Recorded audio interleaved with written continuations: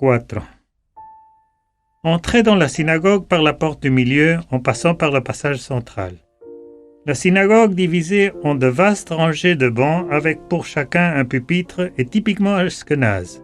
Face au banc où s'assoient les fidèles se dresse la tribune depuis laquelle l'office est célébré.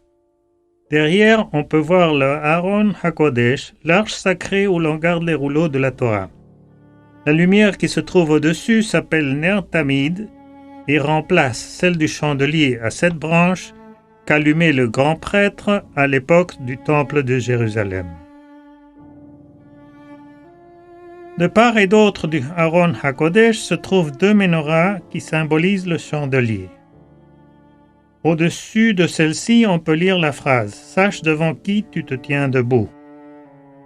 Une menorah est gravée dans le mur sur le côté droit, ainsi qu'une représentation de la Nessiat Kapaim à gauche, bénédiction sacerdotale par laquelle le grand prêtre du temple de Jérusalem disposait ses mains pour bénir le peuple.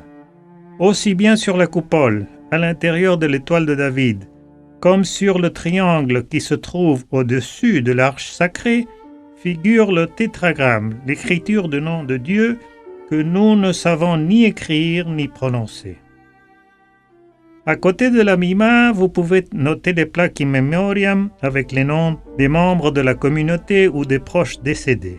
Les plaques dorées furent offertes par la communauté en mémoire des victimes des attentats contre l'ambassade d'Israël en 1992 et contre le siège de la Hamia en 1994.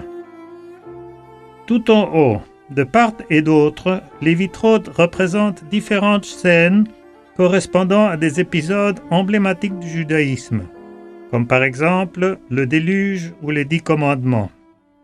Cela n'entre pas en contradiction avec le commandement qui interdit les images, car il ne s'agit pas de représentation religieuse, et d'autre part n'apparaissent aucune figure humaine. Nous vous invitons à sortir pour observer les symboles du hall commentés sur la piste 3, ainsi qu'à vous asseoir et à écouter une chanson sur les pistes 4 et 5 avant de retourner au musée.